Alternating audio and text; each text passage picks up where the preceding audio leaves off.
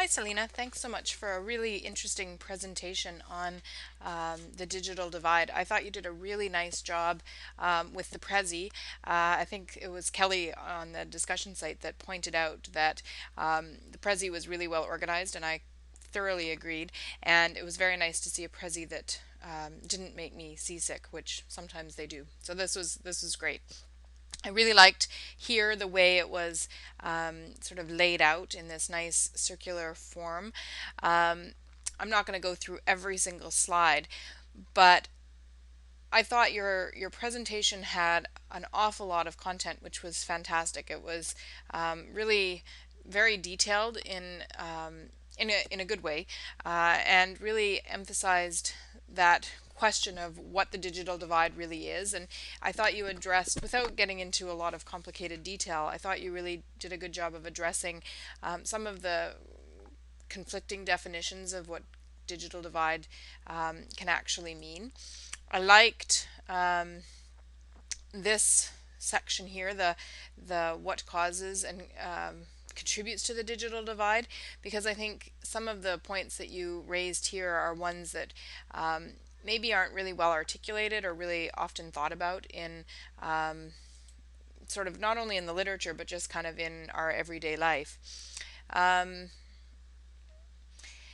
this too I thought was really interesting, that they're pointing out that there are often misconceptions about the digital divide, and even some people who would argue that the digital divide doesn't actually exist. And I thought it was good to have that sort of balanced approach to the topic. Um, and then this circle, the global solutions to bridging the digital divide, was a really nice segue into the next one. And I thought the examples that you gave here with links to other information and other sites and other resources would be really helpful for teachers or teacher librarians who were looking to sort of gather more information, or maybe even use this as a lead in to sort of a global issues kind of project for students. What I also really appreciated then was this slide, or this section of slides here, where you talk about some very specific strategies for teachers and teacher librarians on a local level about what they can do to help bridge the digital divide.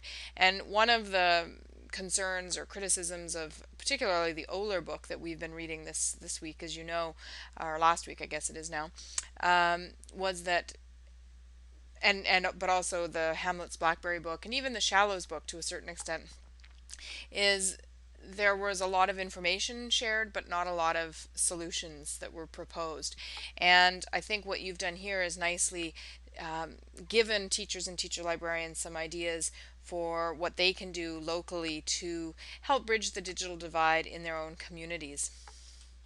One thing that I thought you could have done here that might have been interesting was talk about this in terms of social responsibility and intellectual freedom. And I know you took, I believe you took that class, but even if you didn't, the idea that as librarians we have this professional responsibility to think about issues related to social responsibility, and what does that mean in terms of the digital divide and access to information. And so how does this topic, how does this idea of the digital divide sort of fit into our broader professional responsibilities? And I think that would have been a very interesting kind of way to sort of again tie this whole presentation back into the bigger world of librarianship. That said, you then also do, oh, I need to back up a little bit here. You do provide some really nice implications for what will happen when and if we actually do bridge the digital divide, which I think is really important to think about as well. So this was a really interesting presentation. I learned a lot about the digital divide, and I appreciate the work that you put into doing that. Thank you so much.